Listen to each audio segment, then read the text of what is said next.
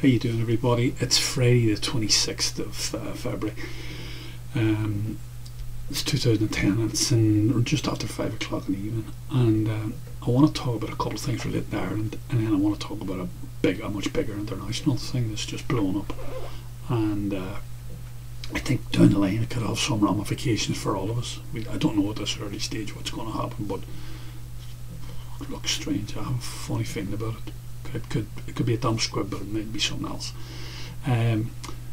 Basically, the things related to Ireland are just the ongoing thing with NAMA, and I just want to touch on them really before I go on to the other thing. Now, I've put links up to these articles here in the link box so you can follow them all. They're very straightforward. The first one is NAMA seems to have finally got the nod from the EU, from the European Union. And I couldn't work it out because I always thought that when they got the nod that bank shares would jump up, and bank shares have not. They've been going steadily down, and even yesterday when this was rumoured about, it became public knowledge today, but it was rumoured in the various newspapers that they were going to get the go ahead for it yesterday. Bank shares even went further down, and then when you read the newspaper articles covering it, you suddenly realise why. And it tells you here a paragraph at the bottom of it about the Irish banks getting the okay and NAMA getting the okay for the money. It tells you that even with EU approval, a large number of NAMA's transactions will be subject on a case-by-case basis to EU approval and audit.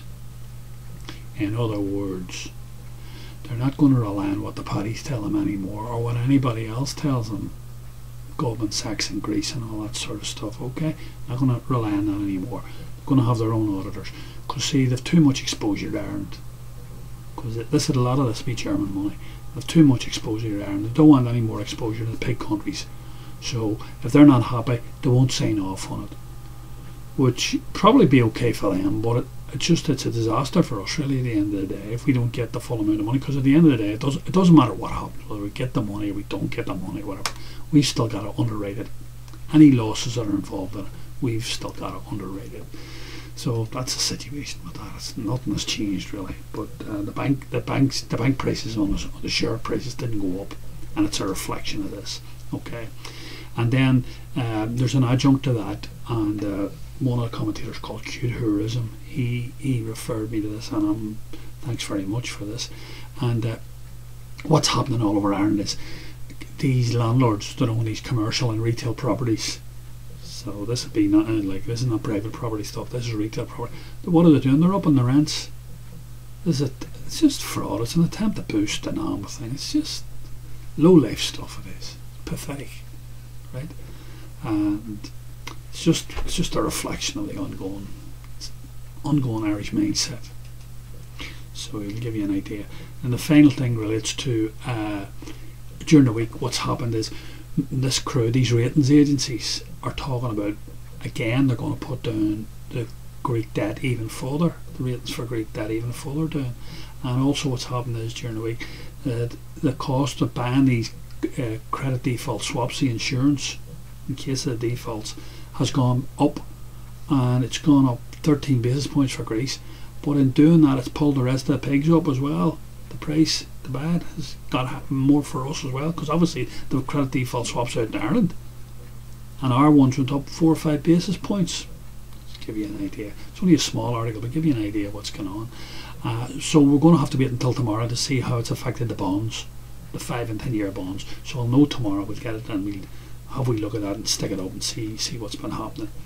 The final thing is, which is an international thing, and it relates to the Libya and Libya. Now, Libya is a strange place. It's been run by a guy called Colonel Muammar Gaddafi, and he's run it with a rod of iron from 1969. It was a coup d'etat. He was a young colonel. He's obviously in his 30s or maybe late 20s or something. He seized power in this place. Now there's about 6.5 million of these punters down there, 7 million, and it's obviously some sort of a totalitarian Islamic state. They claim it's a socialist republic. But anyway,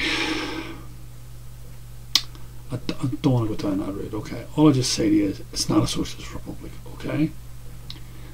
They tell you that in paper, but it's not.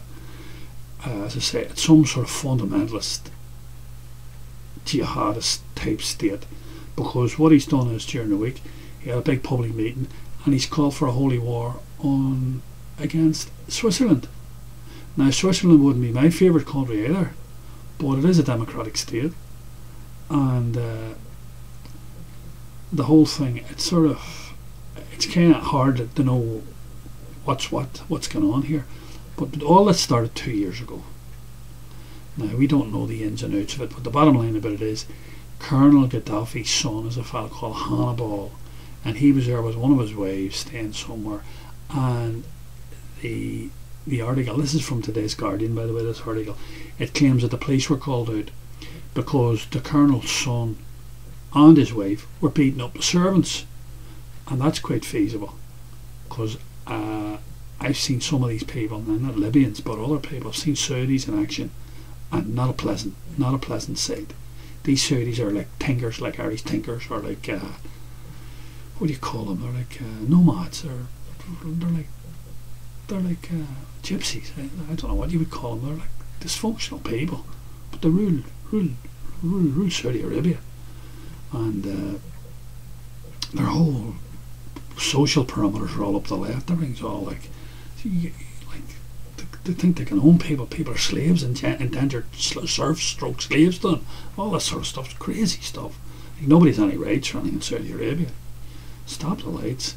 But anyway, I would imagine it's not too far off that in this Libya country. Okay, I mean, you must remember this man sent, I think, 5 shiploads a year to the Provos, helped maintain their war for 30 years. So you have to get your head around this. Like, this guy's a strange guy at the best of times.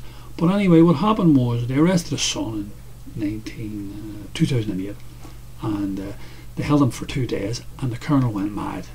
Gaddafi went mad at home in Libya. Now, this seems to be an extraordinary country. Looking at some of the facts, about between 80 and 90% of its exports are oil, so it's obviously quite wealthy, because it's naturally there, and they're getting obviously a big feedback. They've probably obviously got state and international companies there, and they're obviously getting a big cut, I presume. They'd be stupid not to. But they must be, because what happened was when this whole thing blew up, and this whole thing blew up seemingly in the month of last November, December, January, it all blew up, and it's only coming to a head now. What happened was the Swiss had a referendum, and the referendum, now I don't know what motivated the referendum. I don't know. It could be some right-wing party in Switzerland. I don't know what the politics are in Switzerland. All I know is it is a democratic state. Okay, but what they did is they decided they were going to have a referendum on stopping the building of minarets. Do you know where the mad mullahs call the people to prayer and all that stuff? Okay, a bit like the Angelus type thing we have, you know, the bong bong twice a day or 3 times a day, calling the people to prayer, all that stuff. But they didn't want it. They felt that it was a big step towards Islamization of Switzerland, so they got opposed to it, and the thing was passed in the Swiss Parliament. They obviously, it had to be a referendum, had to change their constitution some way, and it's now become part of the thing. They're not going to build minarets. They're going to be allowed to build minarets in Switzerland. So your man has gone mad. So he withdrew his money. First of all, he didn't do anything until he got his money out, of course. And when he got his money out, he started beating the big drum, and he got 3.5 billion of his own money out. I think that was in pounds, and or maybe it was dollars. I don't know. It doesn't matter. I'll read the article. It'll tell you there what it is. I can't remember. But where does it tell you in the article? He what do you call it? He got the money out, and it's 3.2 billion pounds he got out. He had 5 billion in a couple of Swiss banks. 5 billion, not million, billion, 5,000 million he had of his own money. So, and then what he did was during the week he called for a jihad, again, the seizure of Swiss planes and the seizure of Swiss ships, and the whole holy war against Switzerland. So that's what you're up against. It's like wild man stuff. So I want you to have we read this. It could have ramifications for everybody. This, you're dealing with a wild card here. Okay, we'll talk talk later.